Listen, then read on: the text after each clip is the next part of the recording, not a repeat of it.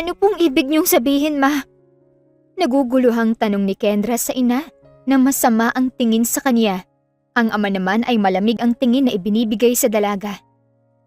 Bingi ka ba, Kendra? Ang sabi ko, sasama ka na sa bisitang darating mamaya. Bakit po, Ma? Pa, bakit ako sasama? Sino po ba yun? Gulong-gulo talaga siya. Hindi ka na namin kailangan dito. Dumating na ang anak na matagal nang pinapangarap. Di ba, mahal? Matunog na ngumisi ang asawa nito. Oo, buntis ang mama mo at siya ang nararapat sa bahay na to.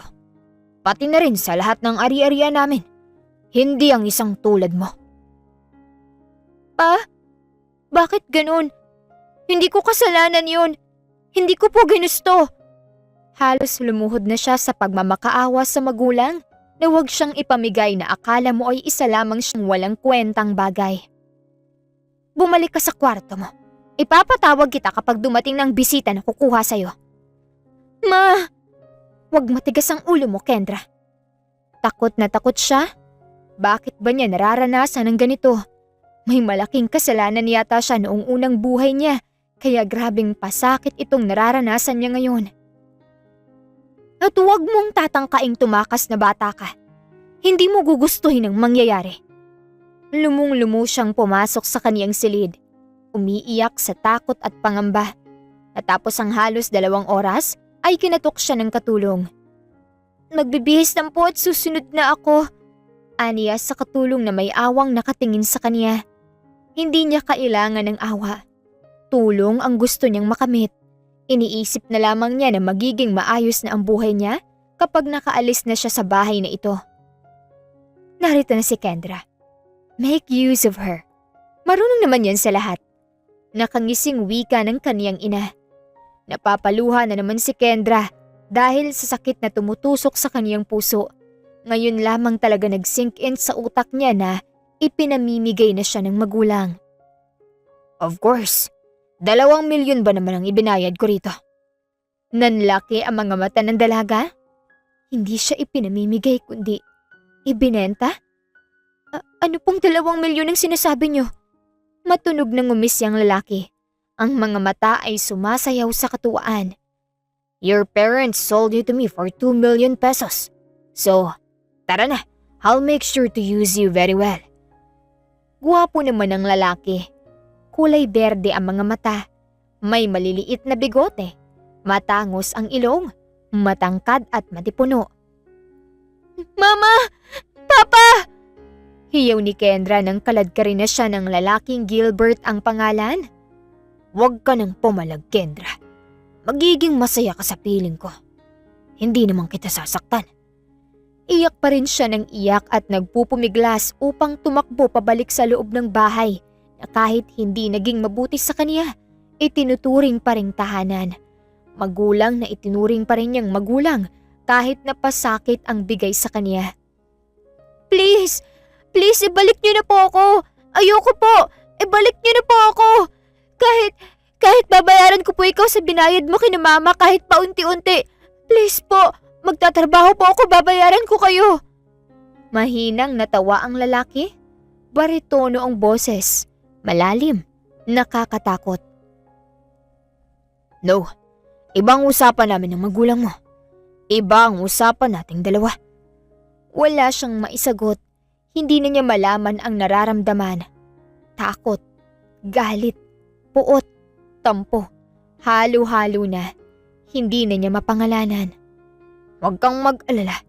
Hindi naman kita pababayaan. Katulad ng magulang mong ibinenta ka. Matapos malamang buntis at magkakaroon na ng tunay na anak. Buntis ang ina. 2 buwan. Tunay nilang anak. We're here. Bumaba ka na. Pasimple siyang lumingon sa labas. Sa labas ay malawak na driveway. Sa gawing gilid ay malaking fountain sa gitna ng malawak na hardin. At sa unahan ay malaki at malawak na kulay puting mansyon. Iginiya siya ni Gilbert sa loob, paakyat sa 2 palapag at pinapasok sa loob ng isang magarang kwarto. Bakit dito po? Master's bedroom. Bakit? What do you expect? Tulong po. Of course not.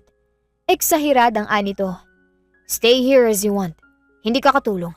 Marami na akong katulong dito sa bahay. Sa sobrang galak na nararamdaman ni Kendra, ay hindi niya napigilan ang mapaiyak. Salamat po. Maraming salamat. Napapitlag siya nang hawakan siya ng lalaki sa balikat at marahang hinaplos-haplos. Hindi niya mawari pero ramdam niyang may pagmamahal sa bawat haplos nito. Imahinasyon lang siguro niya. Shh! Sige na. Magpahinga ka na. Susunduin kita rito kapag kakain na. Magpahinga ka muna. Nagpahinga siya sa buong buhay niya. Ngayon lamang siya nakapagpahinga ng mahimbing. Nagising lamang siya nang may katok sa pinto ng master's bedroom at ang boses iyon ni Gilbert. Kendra, kakain na. Are you awake? Dahan-dahan siyang bumaba sa malambot na kama at pinagbuksan ng lalaki. Pasensya na, napatagal ang tulog ko. No, it's okay. Halika, kakain na. Sabay silang bumaba ng hagdan. Nakaakbay ito sa kanya.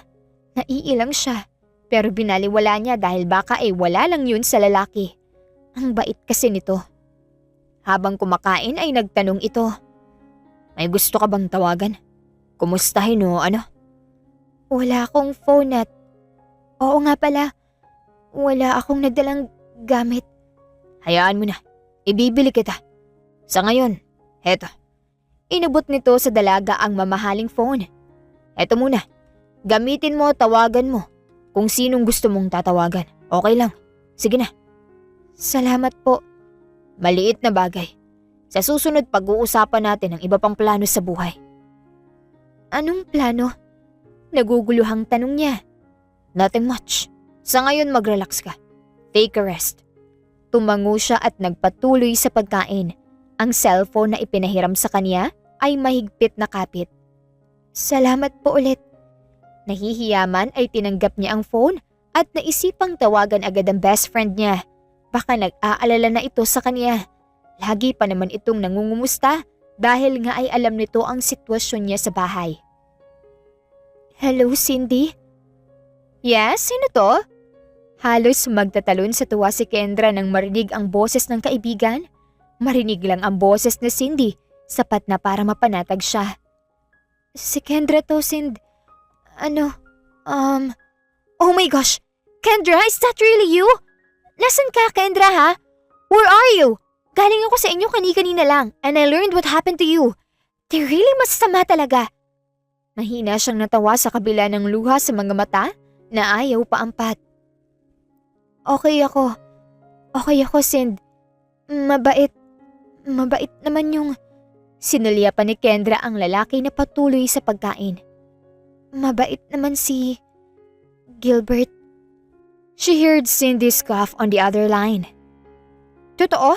Baka fake aid lang yan. Nako, umalis ka na habang maaga pa.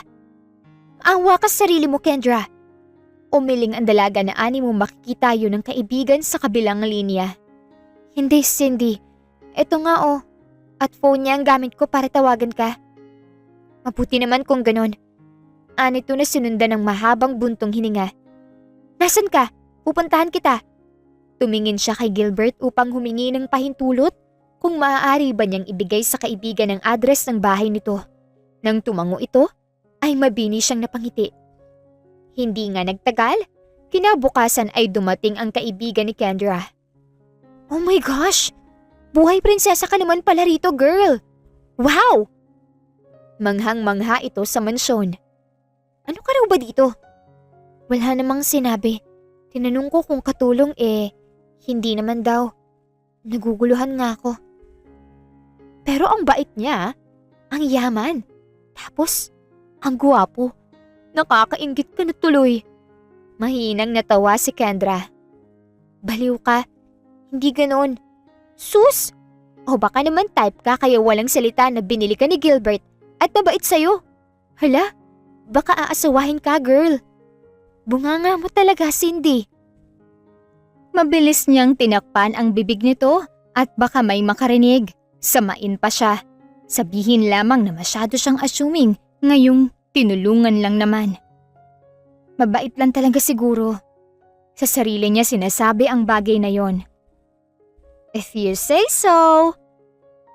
Ang ilang araw niya sa mansyon ni Gilbert ay naging linggo. Noong una, wala talaga itong sinasabi sa kanya bilang kapalit ng mabait nitong pagpapatira sa kanya. Sa sobrang bait nito ay hindi niya naiwasang mahulog ang loob, lalo na at sulsul din ang kaibigang si Cindy. Kayo na ba? Isang araw na naman ay sumulpot ang kaibigan ni Kendra. Ha? Anong sinasabi mo dyan? Ano na namang kailangan mo pala at narito ka na naman? Wala kang pasok. Pumapasok ito, second year college, samantalang siya ay hanggang high school lamang at pinahinto na ng mga magulang. Isa lang subject ko ngayon, kaya after that, dito na ako dumiretso. So ano nga? Umiling si Kendra, maya-maya ay humagikgik. Wow, ano? Mahina pa siya nitong itinulak-tulak habang papasok silang dalawa sa sala. Oo, nahihiyang sagot niya. He asked me for a date kahapon. Automatic na nagtitili si Cindy. Tuwang-tuwa. Nakakainggit ka! Baliw ka. Bakit ka naman maiinggit sa akin? Mas magandang ang buhay mo eh. Sumimangot si Cindy, parang nawala ng lakas na ibinagsak ang sarili sa sofa bed. Oh, anong hitsura yan? Umupo siya sa tabi ng kaibigan at hinawakan ng dalawang palad nito. May problema ba? Wala naman. Sind, ano nga? I-arrange marriage raw ako. Ayoko noon, hindi ko gusto. Ayoko makisama sa taong hindi ko naman kilala at hindi ko naman mahal. Saka may gusto na kasi ako. Bakit hindi mo sabihin sa parents mo? Mababait naman sila, hindi tulad ng… Akala mo lang yun. Simangot pa rin na anito. Halos sa kanya naglalagi ang kaibigan kapag wala itong pasok sa university. Nakakaramdam siya ng inggit dito kapag nakikita itong naka-uniform. Pero ayaw naman niyang humiling kay Gilbert dahil sobra na nga ang tulong nito sa kanya. Ang ilayo siya sa kanyang mga magulang. Kendra. Naalimpungatan si Kendra nang marinig ang mahinang boses ni Gilbert sa tabi niya. Lasing ito. Mahinang napadaing ang dalaga nang magsimulang gumapang ang mainit nitong mga palad sa katawan niya. Gilbert, anong ginagawa mo? Please, Kendra. Naging agresibo ang bawat dampi at haplos ng mga kamay ni Gilbert sa katawan ni Kendra. Lalong naging mapangahas. Gilbert, you like it? Yes, gusto ko. Gustong gusto, Gilbert. Mahina ang lasing na halakhak ni Gilbert sa tainga ni Kendra. Ang unang gabi ni Kendra na ibinigay kay Gilbert ay nasundan pa ng nasundan. Natutulog na silang dalawa sa master's bedroom. Hinayaan niyang gamitin siya ng lalaki. Minsan sa trabaho at negosyo nito ay tumutulong din ang dalaga dahil hindi naman siya ganoon ka-deprive. May alam siya sa negosyo kahit na hindi siya nag-aral ng kolehiyo. Gilbert, kakain na tayo. Nagluto ko ng agahan para makakain ka bago pumasok. No need. Sayang naman ang luto ko. Kumain ka muna o gusto mo, ibaon na lang sa opisina. Ikaw ang bahala, Kendra. Kung hindi abala sa'yo. Saka pala mamaya. Pagdating ko may pag-uusapan tayo. Ha? Ano yun? Ninitian lamang siya ng lalaki at hinalikan sa noo. Mamaya na. Nagulat at napaatras tuloy siya dahil sa paghalik nito. Hindi pa rin siya sanay. Sorry. Tumikhim si Kendra. Ayos lang. May ipapagawa ka ba? May maitutulong ba ako sa trabaho mo kahit paperworks? Marunong naman ako. No need. Wala naman masyadong paperworks. Magaan ngayon. Sige. Sinamahan niya ito hanggang sa garahe. Mag-iingat ka.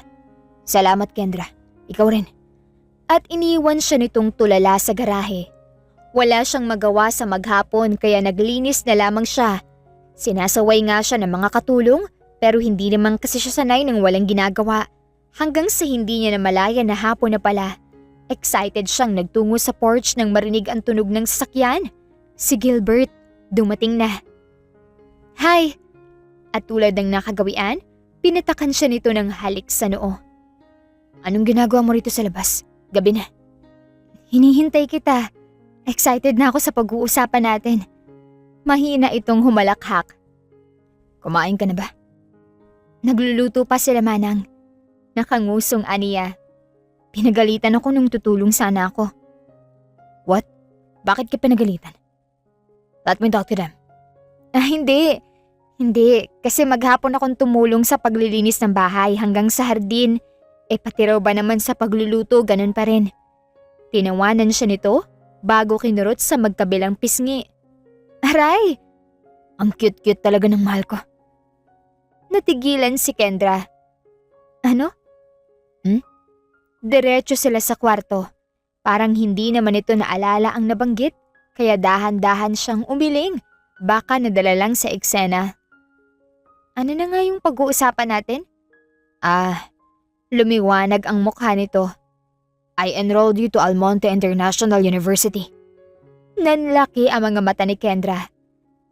Ano? Paano? Yung mga papers ko nung high school, ibinigay nila mami? Paano? Hindi niya malaman ang sasabihin. Nag-uunahan ang mga salita. Hey, calm down. Naayos ko na lahat. Papasok ka na lang sa Lunes. So bukas, Sabado naman. Sasamahan kitang mamili ng gamit. Tulala ang dalaga. Hindi rumihistro ang sinabi ni Gilbert. Ang naaalala niya kasi hindi naman siya nakatapos ng high school dahil na-aksidente raw siya, sabi ng magulang. Paanong naayos ni Gilbert ang mga papers niya? Naalala rin niya na mabait naman sa kanya ang mga magulang noon, pero simula ng aksidente niya, ikinawala niya ng alaala. Naging abusado na ang mga ito. Excited? Mag-high school ba ulit ako? Para kasing ang tanda na niya para maging high school student. Nakakahiya. 23 na kasi siya. Nope. Second year college. Business management course. Lalo siyang naguluhan. Medyo sumasakit ang sentido niya sa hindi maipaliwanag na kirot. May ilang malalabong alaala pa nga na sumisingit na hindi niya mailarawan. Ha? Bakit? Hinawakan siya nito sa magkabilang balikat at inalalayang umupo sa paanan ng kama. You're a second year college student, babe. Business. Wala bang nabanggit ang parents mo? Wala. Second year college ka nung mangyari yan. Bakit mo alam yun? Gilbert Montes shook his head. Paano nga bang hindi niya malalaman kung fiancé niya ito na nakalimutan siya dahil sa aksidente na naging dahilan kung bakit siya nakalimutan? Dahil din sa mga dizon. Totoo ba? Mag-aaral ako? Hindi ba nakakahiya sa'yo, Gilbert? Masyado na akong abala. Isa kasing police commander ang lalaki at marami itong iniisip sa buhay at sa trabaho. Tapos ay dadagdag pa siya. Bukod sa pagiging pulis ay may kumpanya rin itong inaasikaso. Sobrang dami namang kasing negosyo ng mga Montes, kaya talagang busy. Of course, Kendra. Are you excited? Oo, sobra. Naiinggit nga ako kay Cindy kapag gumagala siya rito galing sa eskwela. Ngayon hindi na. Kaso pala, hindi kayo parehas ng university. Nasa Universidad de Santillan siya. Walang hanggan ang pasasalamat niya sa binata na sinasagot lamang nito ng tawa. That weekend, muling bumisita sa Cindy. Tamang-tama na may gusto siyang ibalita sa kaibigan. Ano ba yung balita mo, Kendra? Baka naman walang kwenta naman yan. Nakairap na ani Cindy sa kanya. Dire-diretso ito sa sala at humilata. Mas maiksi sa karaniwan ng suot nitong hapit na damit. Ano na nga? Excited siyang umupo sa tabing nito. Magsasalita na sana siya nang maunahan na naman ni Cindy. Nagugutom ako. Kuha mo nga muna ako na makakain. Ha? Food. Nabingi ka na ba, friend? Sige. Kahit naninibago sa asta ng kaibigan ay pilit niyang binaliwala. Baka wala lang sa mood ang kaibigan. Bumalik siya sa sala, dala ang pagkain na hinihingi nito. So ano na nga? Bumalik ang sigla sa mukha ni Kendra. Alam kong ikakagulat mo to. Oh, come on. Malakas siyang humalakhak. Tuwang-tuwa sa ibabalita sa kaibigan. Nag-aaral na ulit ako. Nang ibalita yun ni Kendra kay Cindy, ay nasamid ito sa iniinom na juice at nang makabawi ay nanlalaki ang mga matang tumingin sa kanya. Is that true? Oo. Masaya siyang tumango. Napag-usapan namin ni Gilbert at alam mo ba, Cindy, Second year college. Imagine that. Second year college sa business. Though fourth year ka na, we can hang out na sa labas kapag walang klase. Yeah, parang labas sa ilong na sagot nito. And after that, madalang na magparamdam sa kanya si Cindy. Isang linggo na siyang pumapasok sa AIU. Inaaya niya ito para mamasyal pagkatapos ng klase ay hindi naman ito nagre-reply. Bakit naman magagalit sa'yo si Cindy? Isang hapon nang sunduin siya ni Gilbert at naikwento niya. Hindi ko alam. Pakiramdam ko lang. Saka hindi kasi maganda ang mood niya nung huling punta. Nag-aalala tuloy ako baka tungkol dun sa sinabi niya sa akin na problema niya sa pamilya. Ano naman yun? It's not my story to tell. Hintayin na lang natin na bumalik siya. At siya na lang ang tanungin. At saka baka rin busy dahil fourth year college na siya. Siguro nga. Hayaan mo na. Kumusta naman ang isang linggo mo? Masaya ba? Agad na nagliwanag ang mukha ni Kendra. Oo, sobra. May mga kaibigan na rin ako. Tapos minsan tinutokso ako ng mga kaklase ko dahil nakikita kang inihahatid ako. Ang angas mo raw sa uniform mo. Kung may kapatid ka pa raw ba? Humalakhak ito? Ang sarap pakinggan ang buo nitong boses. Meron pero may mga asawa at girlfriend na rin ka mo. Hanggang sa makauwi sa bahay ay panay ang daldal ni Kendra. Ang dami niyang kwento na hindi naman nagsasawang pakinggan ng binata. Gilbert, may sasabihin sana ako sa'yo. Maagang natapos ang klase ni Kendra kaya naman naisipan niyang dalawin ito sa presinto kung saan ito naka-assign. Ano yan? Kasi gusto ko sanang silipin si mami kung kumusta na sila. Bakit? Ramdam ni Kendra na hindi masaya si Gilbert sa sinabi niya. Wala ka naman ng koneksyon sa kanila, Kendra. Binenta ka nila sa akin. Ibig sabihin nun, hindi ka nila kailangan pa. Namimiss ko kasi sila. Napahila mo sa mukha ang binata. Titignan ko kung masasamahan kita pero, Kendra, sinasabi ko sa'yo, hindi ka pwedeng pumunta ron mag-isa. Tumango siya at iniba na lang ang usapan. Ang bilis ng panahon, no? Matatapos na ako sa second year college. Sabi nila mas mahirap na raw kapag third year eh. Kayang-kaya mo yan. Ikaw pa ba? Company papers nga eh, kayang-kaya mong trabahuin yan pa. Iningusan niya ito. Bola ka dyan. Nagpatuloy ang mga araw hanggang sa isang hapon na kumakain sina Gilbert at Kendra, dumating si Cindy, mukhang nakainom. Cindy, are you drunk? Hindi siya nito pinansin at diretso sa lalaki na walang pakialam. Hi, Gil! Napanganga si Kendra. Lumakad siya at tinabihan ito. Hinawakan sa mga braso. Cindy. Iwinaklit ni Cindy ang kamay niyang nakahawak sa braso nito. Bitawan mo nga ako. Hindi ikaw ang sadya ko. Gilbert, can we talk? Lasing ka. Dahil lasing nga ay itinulak siya nito, kaya napasadsad siya sa pader. Nanlaki ang mga mata ni Gilbert. Mabilis na tumayo pero hinarangan ni Cindy. Umalis ka sa dinaraanan ko, babae. Hindi ako natutuwang makita ka. Iwinaklit din ng lalaki si Cindy at halos matumba ito pero walang pakialam si Gilbert. Gilbert, wag mong saktan. Lasing lang siya. Kahit kaibigan mo yan, talagang papatulan ko yan, Kendra.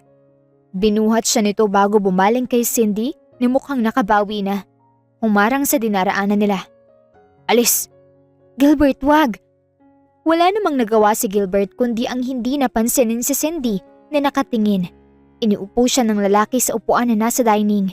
Nag-pass out si Cindy dahil sa kalasingan kaya dinala nila sa couch at doon nakatulog. Kinabukasan, maaga siyang nagising. Wala na sa tabi niya ang lalaki. Narinig na lamang niya ang malakas itong boses sa living room. Know your place, bitch. I love you. Ako na lang, Gilbert, please. Ano bang pumasok sa kukote mo at nasasabi mo mga bagay nito?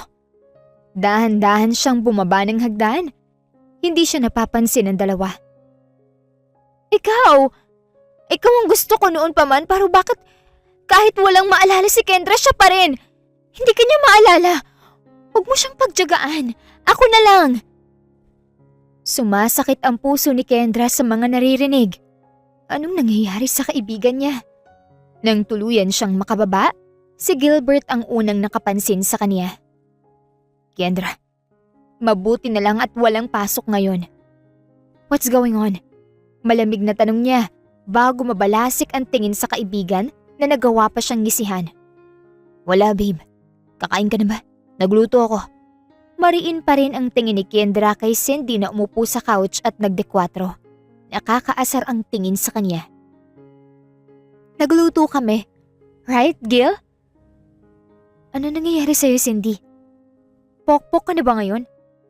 Naninira ka na ng relasyon ng may relasyon? Alam niyang wala pang usapan na nangyayari sa pagitan nila ng lalaki tungkol sa kung ano sila. Pero ramdam niya yon. Mahinang tumawa ang babae. Naninira ng relasyon? Bakit meron ba? Sa pagkakaalam ko matagal nang sira ang mayroon sa inyo na Gilbert. Ah, oo nga pala. Hindi mo maalala dahil sa katangahan mo. Stop that, Cindy. Makakaalis ka na at kalimutan mo na rin na naging magkaibigan tayo. Aalis ako pero tandaan mo na babalik ako at babawiin ko ang akin. Nang umalis ang babae, ay parang walang nangyari na binalingan niya si Gilbert. Nakabihis na ito. Maaga ka bang uuwi mamaya, Gilbert? Ipagluluto sana kita ng hapunan. Sabay tayong kakain. Sana. Hindi ako sigurado, Kendra. Sa mga sumunod na araw ay panay ang pangungulit ni Cindy kay Gilbert. Ngayon ay nasa bahay na naman ito. Anong ginagawa mo rito? Nagkibit balikat ito bago ngumisi. Didn't I tell you na babalik at babalik ako para bawiin ang sakin? Inismiran niya ito. Umupo sa kaharap na single sofa at tinapatan ng maangas nitong tingin. Wala kang pag-aari rito, Cindy. Meron! Si Gilbert! Sa akin siya! Sigaw nito nang gagalaiti. Nginisihan lamang niya para lalong mainis. Kung sayo pala, bakit ako ang kasama? Ako ang pinaghahanda ng pagkain sa umaga. Ako ang kasamang matulog sa gabi. Ako ang hinahalik. Hindi niya na natapos ang sasabihin nang bigla siya nitong hablutin. Stop! Nilandi mo lang! Aray! Hindi siya nagpatalo. Hinablot niya ang buhok nito at sinabunutan. Itunuring pa naman kitang kaibigan. Iba naman pala ang motibo mo. Malandi ka? Let go of me! Ikaw malandi! Hindi siya nakahanda nang itulak siya nito. Natumba siya at humampas ang ulo sa sofa. Kendra! Sigaw na lamang ng lalaki ang narinig niya bago siya mawala ng malay. Tapos ay nagising siya na ang nakamulatan ay puting kisame. You're awake now. Anong ginagawa ko rito? Nawalan ka ng malay nang tumama ang ulo mo sa sofa. Mabuti na lang at malambot. Nasyak ka lang kaya nawalan ng malay. Nanunuyo ang kanyang lalamunan na mukhang napansin ng lalaki. Ikukuha kita ng tubig. Saglit lang. Sandali siyang naghintay. Maya-maya ay dumating din ito at inaabot sa kanya ang baso ng tubig. Madali niya iyong ininom, kaya naibsan ang tuyo niyang lalamunan. Salamat. Pwede na ako magtanong. Dahan-dahan siyang tumango. So, anong nangyari? Bakit? Malalim siyang humugot ng buntong hininga. Sumama ang mood. Ahas na babae yun. Umiling siya. Kendra, sinimangutan niya ito. Siyang unang sumunggab. Siyempre lalaban ako, no? Anong akala niya sa akin? Nakilala niya ako mahina pero ngayon na mahadera siya, hindi ko siya uurungan. Ano ba kasing nangyari? Napalingon si Kendra sa lalaki nang magtanong na naman ito. Halos buong oras, tahimik ang silid. Tapos, bigla itong nagsalita. Pumunta ba naman sa bahay at sinabing mga agaw raw ako? Strategy ko lang daw ang amnesia para agawin ka sa kanya. Ano ba kasing sinasabi ng gagang yon? Wala nang ibang sinabi. Wala. Bakit? Meron ba dapat? May pait sa boses na sambit ni Kendra. Bumaba ang tingin ni Gilbert sa naglalaro niyang mga daliri sa malaki nitong palad pero mukhang pinipigilan ang sarili. Okay. Tinitigan ng dalaga si Gilbert. Inaarok ito. Parang may tinatago. May dapat ba akong malaman? Wala. Wala, Kendra. Nababaliw na yung kaibigan mo. Hanggat maaari huwag ka nang makipag-usap at lumapit doon. Napairap siya. Subukan lang niya. Ilang sandali pa ay may dumating na nurse at doktor at sinabing maaari naman na silang lumabas.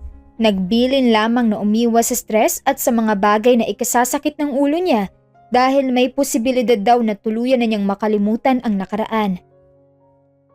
Salamat Gilbert pero sana hindi ka na kumuha ng magbabantay sa akin. Kaya kong sarili ko. May kinuha kasi itong 2 bodyguard na kasama niya hanggang sa university. Kendra, para sa'yo yan. Baka sugurin ka na naman ni Cindy. Makakatikim siya sa akin pag nagkataon. Tahimik siyang huminga at tumitig sa kisame nang makapasok sa silid sa bahay. Muli, pumasok sa isip ni Kendra ang kalokohan ng best friend niya. Hindi ko alam na magagawa pala niya ang ganoon. Hating gabi na pero hindi pa rin siya makatulog. Binabagabag siya ng mga nangyayari. Tulala siya.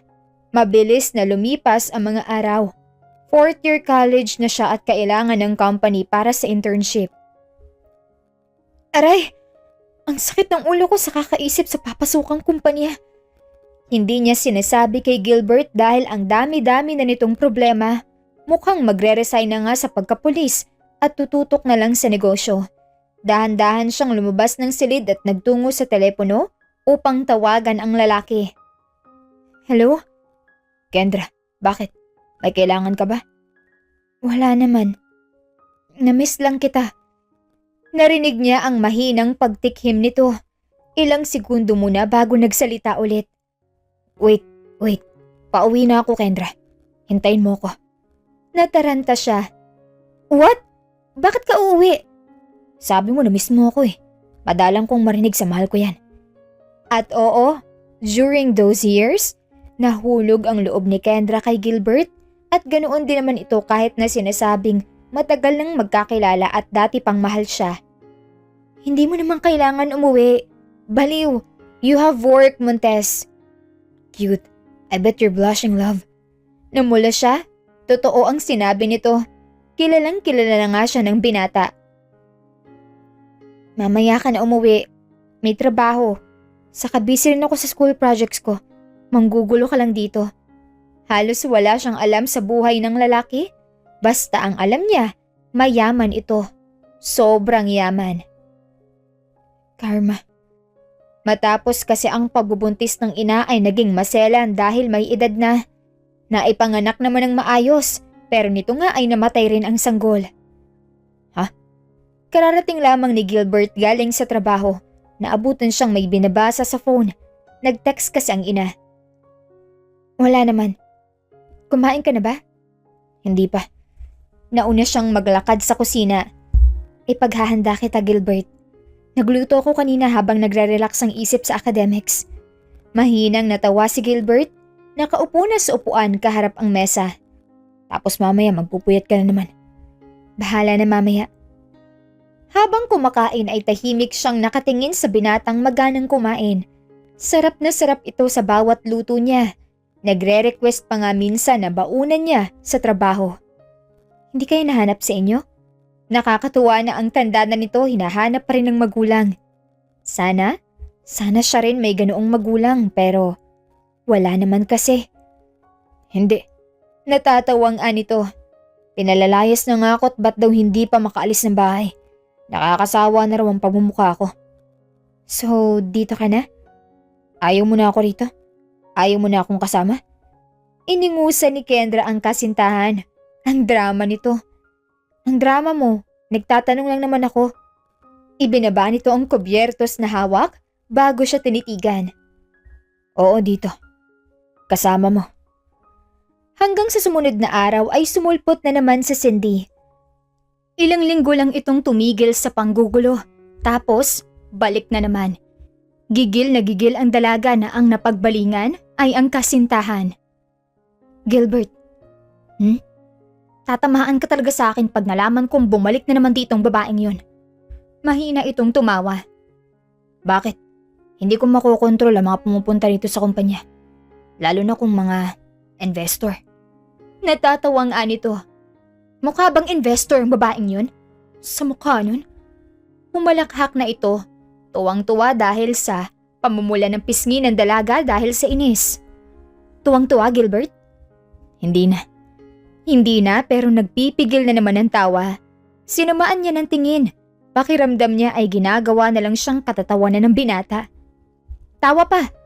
Singhal niya. Tumabi sa kanya si Gilbert at talagang sinisilip ang mukha niya at inaasar siya. Gilbert, isa! Dun ka nga!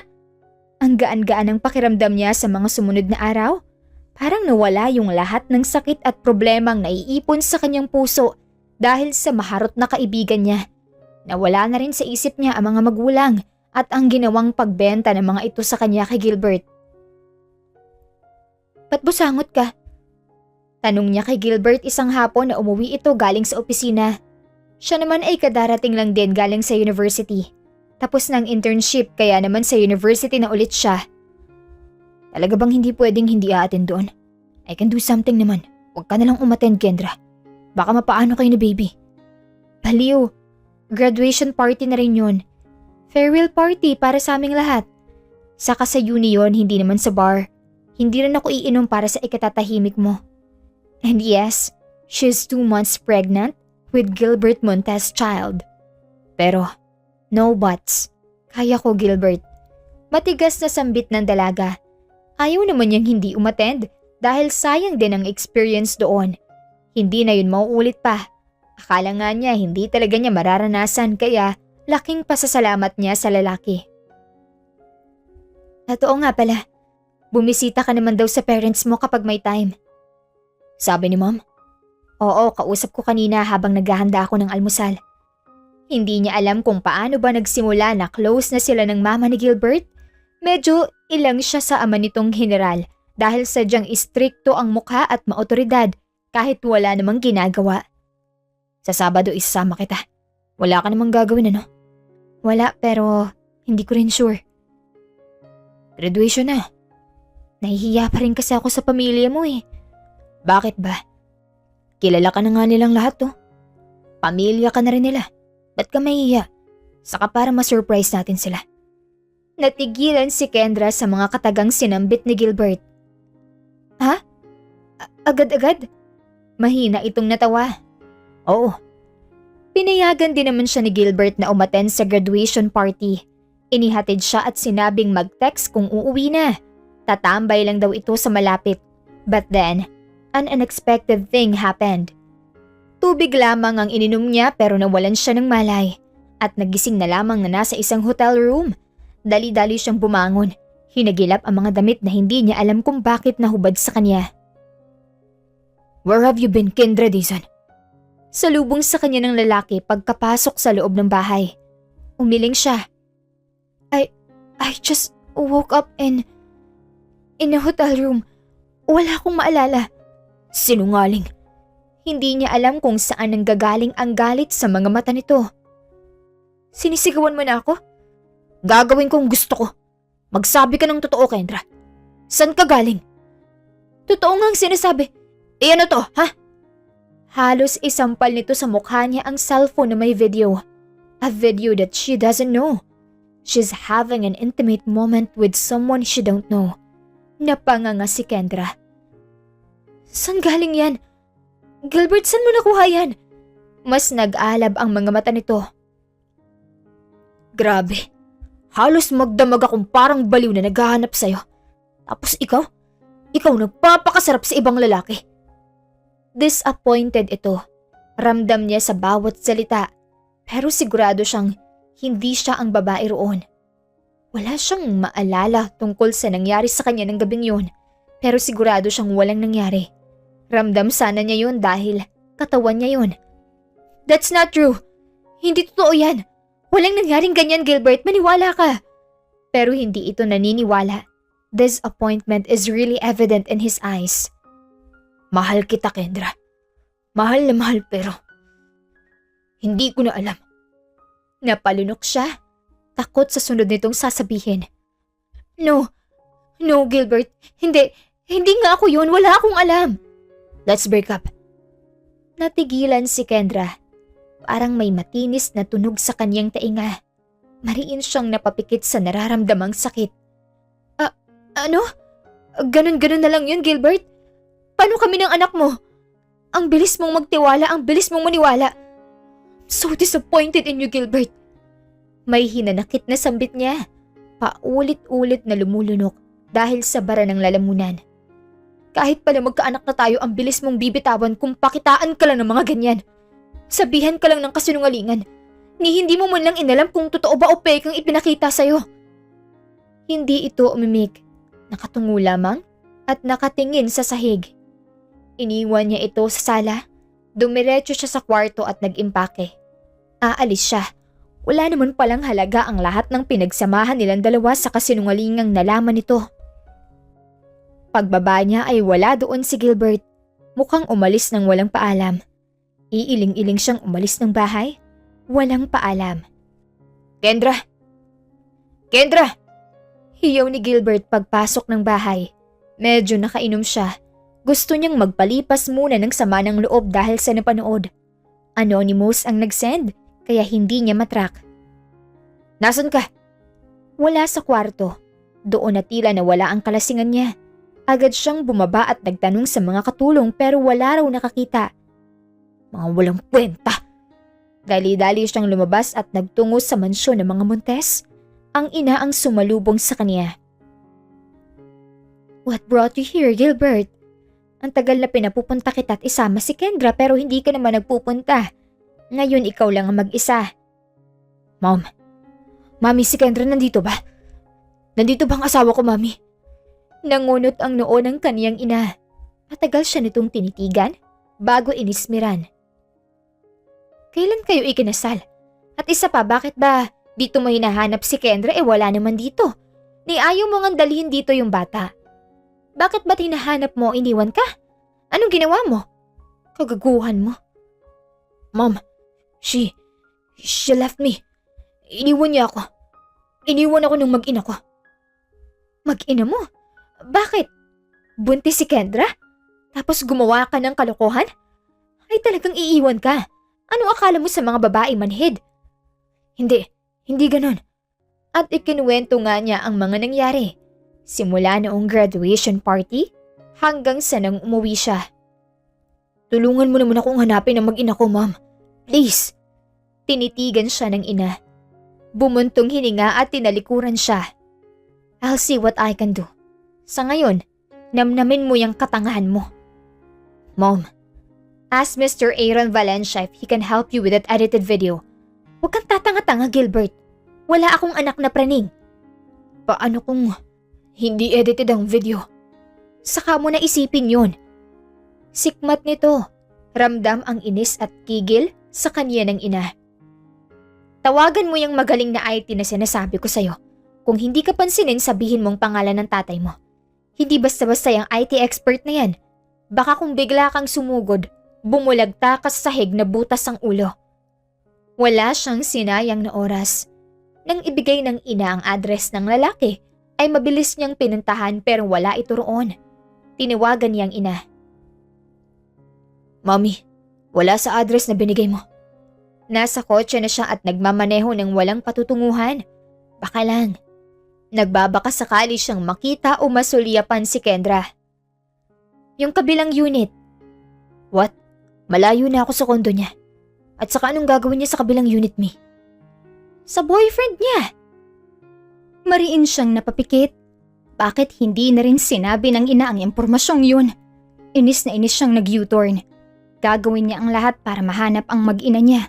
Alam niyang nagkamali siya at hihingi siya ng tawad. At kung totoo ang video, hindi niya alam. Pagdating sa kabilang unit ni Aaron Valencia ay kumatok siya. Lalaking hubad ang nagbukas. Yes, Aaron Valencia. Tumaas ang kilay nito. Nakaka-intimidate nga naman talaga ito. Yes, anong kailangan mo? May sumilip pa na isang lalaki sa loob ng unit. Nakahubad din pero tumingin lamang naman at bumalik sa ginagawa nitong paglilinis ng baril. Kailangan ko ng tulong. And if I don't help, alam mo bang hindi ako basta tumutulong na walang kapalit? Natahimik si Gilbert pero nang maalala ang bili ng ina ay agad niyang binanggit ang pangalan ng kaniyang ama. Tumaas naman ang kilay nito bago bumuntong hininga Saka siya pinapasok. Relic, sa kwarto ka nga muna. Utos nito sa lalaking nagpupunas naman ngayon ng iba't ibang klase ng kutsilyo. Ano bang kailangan mo, Mr. Montes? Nag-alangan si Gilbert kung ipapakita kay Aaron ang video. Paano kung totoo yun? Wala siyang nagawa kundi ang ipakita na lang. Napapalatak ito. Hulaan ko. Nagdududa ka kaya ipapacheck mo. Girlfriend mo ba to? Oo. I just wanna know kung edited lang. Ang video na yan na ipinadala sa akin. Nginisihan siya ng IT expert. Hindi mo ba kabisadong katawan ng kasintahan mo para pagdudahan mo ng ganyan? O wala ka lang talagang tiwala? Sa unang tingin, kung talagang kabisado mo ang babaeng mahal mo, malalaman mo na agad kung tunay ito o hindi. Pero sige. Natigilan si Gilbert. Sa sobrang galit na agad ang pumasok sa kanyang isip. Hindi na niya na-check ang video. Agad na lamang siyang nagalit kay Kendra ng walang sapat na dahilan. Tss, iniwan ka ba nito? Maliit siyang tumango. Dapat lang. Anong sinabi mo? Iniharap na Aaron ang laptop nito sa kanya at halos huminto ang paghinga niya nang makita ang tunay na hitsura ng babae sa video. Cindy. Mariin siyang pumikit. Hindi niya akalain na nakagawa siya ng malaking pagkakamali sa babaeng mahal na mahal niya. Babaeng obses sa'yo? Napalunok si Gilbert. Sising-sisi. Gusto niyang saktan ang sarili sa kamaliang nagawa. Tama nga ang kaniyang ina. Ang tanga-tanga niya. Gusto man niyang humingi ng tawad sa dalaga ay huli na. Sa ngayon ang kailangan niyang gawin ay mabilisang mahanap ang kaniyang mag-ina. Kung kinakailangan, bayaran niya ang lahat ng magagaling na investigator gagawin niya. Pero nagamit na niya halos lahat ng connection niya. Hindi pa rin niya mahanap ang dalaga. Nag-focus siya sa business habang walang pahinga pa rin hinahanap ang dalaga. Hanggang sa isang araw, may business trip siya sa California. Tamad na tamad siyang umattend pero mabuti na lang napilitan siya. Kendra? Nginitian lamang ni Kendra ang lalaki. Hindi ipinahalatang nagulat din siya na makita ito sa loob ng conference room. Umupo siya sa upuan sa tapat nito sa kabilang mesa. Nice to see you again, Mr. Montes. Kendra, inilingan niya ito. Hindi ngayon ang oras para mag-usap sila tungkol sa nangyari. 2 taon nang nakalipas. Kendra, hinabol siya nito nang makalabas siya ng conference room. Maraming businessmen ang bumabati kay Gilbert pero mabilis lamang nitong tinatanguan at babalik sa kanyang atensyon. Nang makababa sa parking lot ay sa kanya ito hinarap. Set an appointment if you want to talk to me. Baby, please. Akma siya nitong hahawakan nang mabilis siyang umiwas at umiling. Set an appointment. Hindi naman siya galit sa lalaki. Nadala lamang ito ng maling paniniwala. Siguro noong una. Noong sigawan siya nito at mabilis na pagpasyahan na makipaghiwalay, nagdamdam siya at nagtampo. But throughout those years, nakapag-isip-isip naman siya. Hindi nga nagtagal ay sumulpot ito sa kanyang opisina. Let me explain, Kendra, please. Sure, go ahead. Tumungo ito. Hindi matagalan ang titig ng dalaga. I'm sorry dahil hindi ako nagtiwala. Agad akong naniwala kay Cindy. Anong kinalaman ng walang utak na babaeng yun dito? Siya yung nasa video. Bakit ba hindi na siya nagulat? Alam kasi niya na sa pananahimik ng dalaga, may niluluto itong hindi maganda. She tampered it. I'm sorry dahil nahuli na ako. Umalis ka na. Sa mga panahon na malayo ang dalaga ay may unti-unting mga alaala ang bumabalik sa kanya. Pero hindi pa lahat. May mga kulang pa rin. Bakit ba hindi na ako nagulat? Sana mapatawad mo ako. Mahal ko. Gagawin kong lahat para mapatawad mo ako. Just please. Please, huwag ka na ulit lumayo pa. Sure. Ha? Mahina siyang natawa. Gulat na gulat ito sa madalian niyang pagpapatawad. Bakit? Wala namang mangyayari kung magpapahabol pa siya lalo na't alam naman niya na nahirapan na ang binata sa paghanap sa kanya. Ang anak natin. Mas lalong lumawak ang ngiti ni Kendra. Nasa kondo ko. Hindi siya basta lumalabas. Ayokong baka bigla na lang may mangyaring masama sa kanya. Pwede ko ba siyang makita? Okay lang kahit sa malayo o kahit… Bakit sa malayo kung pwede mo namang makita ang anak natin sa malapitan at mayakap? Hindi na niya ito pahihirapan. Pareho lang maghihirap ang kanilang mga kalooban. Sa ngayon, sa likod ng kaniyang mga ngiti may planong nabubuo sa kaniyang isipan ang pagbayarin si Cindy sa kasalanan nito. Salamat, Kendra. Maraming salamat. Babawi ako sa inyo. Pag-uwi natin sa bansa, pagbayarin natin si Cindy sa kasalanan niya. Natin? Natigilan ito. Tinitigan siya. Nakaawang ang mga labi. Hindi ka sasama? Pag-iisipan ko. Hindi pa kasi stable tong negosyo namin kaya hindi pwedeng maiwan na lang basta. Sandaling natulala ang binata sa pangalan ng kumpanya na nasa mesa niya. Dizon Holding Incorporation? Yup. My parents gave me the company. Sinave ko dahil medyo tagilid. Thankfully medyo nakakabangon na ngayon pero hindi pa stable. They gave you? I thought… Malawak siyang ngumiti. Silang tumulong sa akin paalis ng bansa. Wala akong ibang mapuntahan kaya bumalik ako sa kanila. Nag-usap kami. Nagkapatawaran saka tinulungan akong umalis. Wala naman akong grudge sa kanila. Tampo lang ngayon. Pero okay na kami. Sila nga ang kasama ni Gibo sa bahay ngayon. Gibo? Oo, ang anak natin. Mabilis na nagkapatawaran sina Kendra at Gilbert. Yun lang yun. Nangako naman ng lalaki na magtitiwala na ng buo. Hindi na basta maniniwala sa mga kung sino-sino lang. Tara. Ha? Tinawanan niya ito. Sa bahay. I thought you wanna see your son. Tara na. Dadalhin kita sa kanya. Tuwang-tuwa si Gilbert nang mayakap ang anak. Si Gibo naman ay naguguluhan at parang iiyak. Tahimik naman sa tabi ang kanyang mga magulang. Ano ko? Sorry. Sorry dahil naging gago si Daddy. Mahal na mahal kita. Mahal na mahal ko kayo ng mami mo. At halos ayaw na nitong bitawan si Gibo. Natatawa pati ang mga magulang niya. Sa sumunod na araw ay laging nasa bahay si Gilbert. Siya ang nasa trabaho. Ito ang naiiwan sa bata dahil ang mga magulang niya ay tumutulong sa kumpanya. Gabi na nang makarating siya. Nagtataka kung bakit madilim sa bahay. Gilbert? Gibo? Anybody home? At ganoon na lamang ang gulat niya nang sa pagbukas ng ilaw ay tumambad sa kanya ang mga petals na nagkalat sa sahig. May sulat pa sa gitna ng heart-shaped petals. Kinuha niya ito at binasa. What the… Rooftop? Anong pakulo to, Gilbert?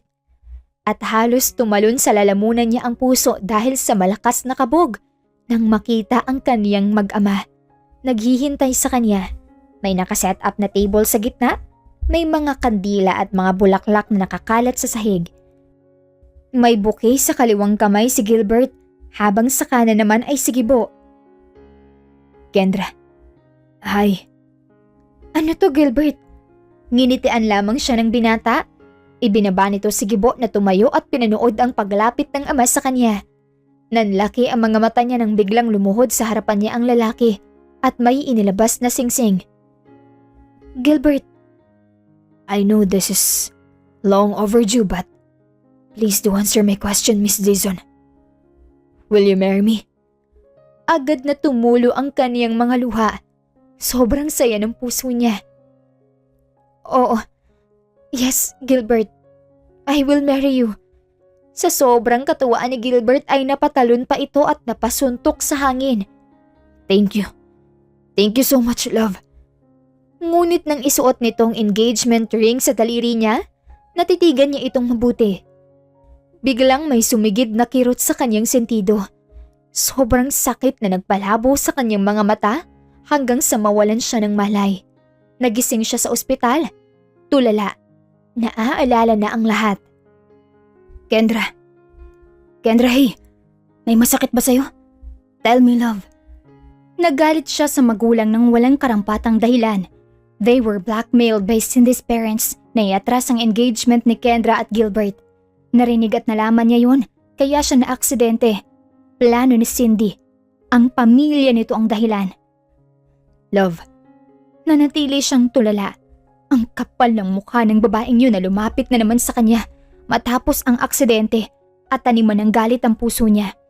Napilitan ang mga magulang niya na ibenta siya kay Gilbert dahil sa utang ng mga ito sa pamilya ni Cindy at para na rin ilayo siya sa mga ito. Mabuti nang nasa ligtas siya. Kaya pala unang kita pa lang nila ni Gilbert ay tinawag na siyang love. Matagal na pala silang nagmamahalan, nakalimutan lang niya. Tahimik na tumulo ang kaniyang mga luha. Hey, bakit ka umiiyak? Anong masakit, mahal? Hinawakan niyang mukha ng lalaki. Tinitigan at kinabay. I'm sorry, Gilbert. Ha? Bakit? May masakit ba sa'yo? Dahil nakalimutan kita. Nanlaki ang mga mata nito. Tila nakuha agad ang ibig niyang ipakahulugan. Naaalala mo na? Tumango siya. Umiiyak man ay tumatawa rin. Halo-halong emosyon. Saya, lungkot, galit at matinding panghihinayang. Oo, nakakaalala na ako. Naalala ko na ang lahat. Mahal na mahal kita. Mahal na mahal. Na-discharge rin naman siya agad. Pagpasok pa lang niya sa bahay ay sinalubong siya ni Gibo na humikbi. Na-miss ni Gibo si Mami. Kinagabihan ay tabi-tabi silang natulog na mag-anak. Nasa gitna nila si Gibo. Nag-request kasi ang bata. Gilbert, uwi tayo. Ha? Saan? Uwi na tayo. Sumandal ito sa headboard ng kama. Tinitigan siya. Inaarok kung totoo ang mga sinasabi niya. Gusto kong masabunutan ng malanding Cindy na yun. Siya ang punot dulo ng lahat ng to. Mahinang natawa si Gilbert. Sure, love. Ang tagal ko ngang nagpigil para pagbayarin ng babaeng yan. Gusto ko kasing ikaw mismo magpaparusa sa kanya. Mabilis inayos ni Kendra ang mga dapat ayusin sa kumpanya bago iwan sa mga magulang. Umuwi sila ni Gilbert ng bansa kasama si Gibo. Hindi pa man lang sila natatagalan ay agad nang nagpakita si Cindy. Saan kaya gawa yung balat mo, no? Mariing sambit niya rito na tumawa lamang at prenteng umupo sa visitor's chair sa opisina ni Gilbert. Hindi mo ba ako na-miss, my best friend? Inirapan niya ito. Nagpipigil lamang siya ng galit.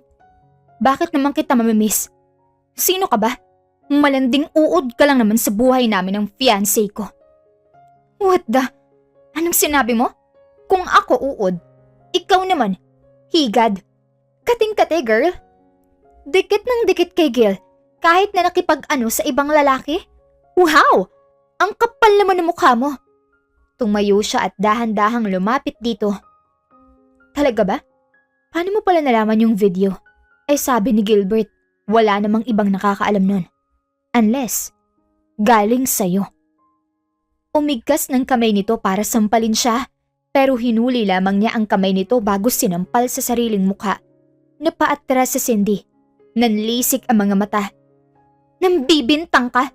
Sinisiraan mo lang ako para mapasayo si Gilbert. Hindi siya magiging sayo dahil Aray! Hinablot niya ang buhok nito at ibinaliya sa sofang kinauupuan nito kanina bago idiniin doon. Nangangarap ka yata, Cindy. Kung ako sayo, mananahimik na lang ako at hihintayin ng sundo para walang gulo at para hindi maubos ang buhok mo. Pero mukhang may iba kang plano. Bitawan mo ako! Ano na bang alam mo wala kang maalala? Sa akin si Gilbert simula pa lang pero inagaw mo. Pabuti nga sa'yong mawalan ka ng alaala para hindi na humabol sa lalaking gusto ko. Nagpantig ang tainga niya. Hindi napigilan ang mga palad na muling dumapo sa mukha ng babae na agad na napahiyaw sa sakit. Ganon? Sa'yo ba talaga o nilalandi mo lang pero hindi ka pinansin at ako ang niligawan kaya nagawa mong i-blackmail ang magulang ko at lanuhin ang aksidente ko? Nanlaki ang mga mata nito. Paanong? Binitawan niya ito at nginisihan. Surprise! Akma itong tatayo at tatakbo palabas nang hablutin niyang muli ang buhok nito at isadlak pabalik sa sofa. At saan ka pupunta? Sabi ko sa'yong hintayin mong sundo mo. Bitawan mo ako! Muli niya itong binigyan ng sampal. Hindi pa sapat. Galit na galit pa rin siya pero mas piniling maging kalmado. dahil mas naiinis ito at naaasar. Itinuring pa man din kitang kaibigan. Naiiling na sambit ni Kendra. So disappointed. Ahas ka pala. Nakailang palit ka na ba ng balat at hindi ko man lang nahalata ng mga agaw ka? Makikita mo Kendra Dizon! Ngumisi ito. Ipinakita sa kanya ang litrato ng anak niyang si Gibo. This is your son, right? Sigurado ka bang kay Gilbert to? O baka dun sa lalaking kasama mo sa video? Payo lang kung ayaw mo mapahamak ang batang yan, pakakawalan mo ako dito. Muli niya itong sinabunutan. Nagdurugo na ang labi nito sa kakasampal niya pero wala na siyang pakialam. Wag na wag mong gagalawin ang anak ko, Cindy. Baka hindi kita matansya. Dito pa lang, mawalan ka na ng hininga. Malakas itong humalakhak, nanunuya. Siguro sa mga oras ito na sa mga tauhan ko ng bata. Sasagot na sana siya nang bumukas ang pinto ng opisina. Love. Napangiwi si Kendra nang si Cindy ang sumagot at mabilis na lumapit sa lalaki. Love, she hurts me! Get off me, you bitch! Ouch! Sa kanya dumiretso si Gilbert. Nasaktan ka ba? Sige bo, huwag kang mag-alala. Nasa Montez Mansion siya. At malakas lang ang loob at gusto nang mamatay ng maaga. Ang susugo doon para kunin ang anak natin. She's well aware on the danger of that mansion. Wala mong masyadong security pero delikado. Matatakot ang kahit sino. It's a ranch. Nasa palibot lang din kasi ng mansyon ng mga bahay ng anak na puro pulis din. May sinenyasan si Gilbert at nagpasukan sa pinto ng opisina ang mga nakaunipormeng pulis. Hulihin nyo na yan. Matapos ang pangyayaring yun, naging mapayapa na ang buhay nila Kendra Dizon at Gilbert Montes kasama ang kanilang anak. Hindi idiniretso sa kulungan si Cindy dahil baliw na ito. Ngayon, nasa mental hospital at walang pinagbago. Sila naman ni Gilbert ay nag-aasikaso ng kanilang kasal. Muli silang lumipad sa California para formal na hingin ng lalaki ang kamay niya sa kasal. At ngayon ay nasa simbahan sila para matuloy na ang matagal nilang plano. You may now kiss your bride. Nagpalapakan at hiyawan ng mga tao. Si Gibo ay humihiyaw pa habang nakapatong sa upuan na inaalalayan ni General Montes, ang tatay ni Gilbert. Love, may I? Tumango siya, malawak ang ngiti. Of course. Dahan-dahan itong yumuko. Siya naman ay pumikit habang hinihintay ang halik ng kaniyang asawa. Unang halik nilang dalawa. Nang tuluyang maglapat ang kanilang mga labi, hiyawan at palakpakan ng kanilang naging musika. Mahal na mahal kita. Kayo ng anak natin. Pinatakan niya ito ng magaang halik sa labi. Mahal na mahal ko rin kayo ng anak natin. Sa wakas, naging maayos ang kanilang pagsasamang mag-asawa. May kaunting away tulad ngayon pero nasusolusyon na naman. Diyos ko naman, Gilbert.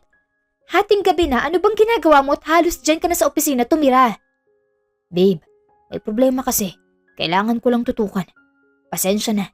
Di ba sabi ko sa'yo huwag mo na akong hintayin dahil mapupuyat ka ng gusto. Baka mapano si baby number 3. Oo, buntis siya sa pangatlong anak nila. Tulog na tayo. Hindi, mag-uusap tayo. Hinila siya nito para makaupo sa kama. Sorry na, Ngayon lang to. Sa sunod. Aba? Anong sa sunod? Wala nang sunod pa, manahimik ka. Huwag ka nang umuwi kung ganyan din lang naman.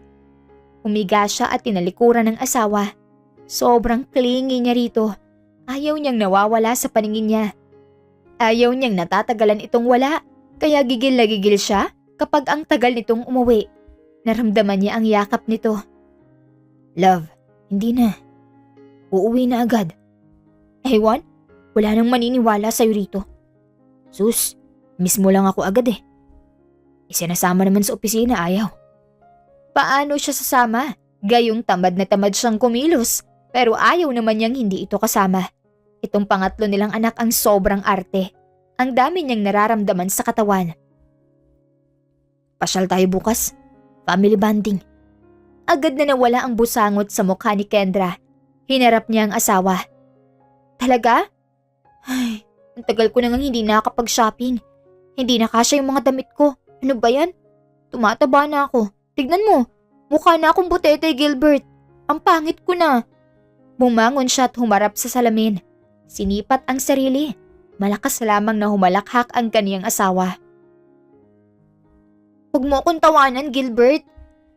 Ang dami pang sinasabi, Kendra. Matulog na tayo at madaling araw na. Napatulog din naman siya ng asawa gamit ang sandamakmak nitong panguuto. Shopping, pasyal, magluluto ng paborito niya, at kung ano-ano pa. Masaya, kaya lamang, saglit na naging kaguluhan. Isang umaga na biglang sumulpot si Cindy. Malawak ang ngiti habang hawak ang pangalawa niyang anak. Anong ginagawa mo rito? Paano ka nakalabas sa mental? Malakas itong humalakhak. Ang bata ay iniwan at nag-ikot-ikot sa kabuuan ng living room. Wala si Gilbert. Saglit na may pinuntahan. Connections, my dear friend. Kung malakas ang kapit mo sa mga Montes, may connection naman ako. Ikaw lang ba? Ang yabang mo na. She scoffed. Nag-iingat. Hindi ito iniiwan ng tingin at baka biglang may gawin. Delikado. Lalo na at malaki na ang tiyan niya. Tapos ay kasama pa niya ang mga bata. Umalis ka na bago pa ako tumawag ng pulis, Cindy. Talaga ba? Humalakhak ito at naglabas ng baril sa bag na dala. Nanlaki ang mga mata ni Kendra nang itutok nito ang baril sa kanya. Huwag kang magbibiro ng ganyan, Cindy. Sinong may sabing nagbibiro ako? Muli ay tumawa na naman ito. Bye-bye. Mariin siyang pumikit. Hinintay na tumama ang bala sa kaniyang katawan. Ilang segundo bago niya narinig ang magkakasunod na putok, ngunit walang tumama sa kaniya. Iminulat niya ang mga mata at umawang ang kaniyang mga labi nang makita si Cindy na nakahandusay. May tama sa braso at hita. Pumapalahaw sa iyak. Tinignan niya kung saan galing ang putok. Gibo, ang panganay nilang anak. Si Gibo, nakahilig sa hagdan, pinaglalaruan ng baril sa kamay. Nakangisi ngunit madilim ang mga mata. No one can hurt my family. Napaiyak si Kendra dahil doon. Gulat na marunong gumamit ng baril ang anak, ngunit mas gulat sa madilim nitong mga tingin. Masyado kasing masiyahin ang anak at maaliwalas ang mukha. Hindi niya akalain na may ganito pala itong side. Ilang sandali ay dumating si Gilbert. Love, may masakit ba sa'yo? Ano nangyari? Mabilis akong umuwi nang tawagan ako ng pangalawa nating anak. May mga pulis rin akong kasama.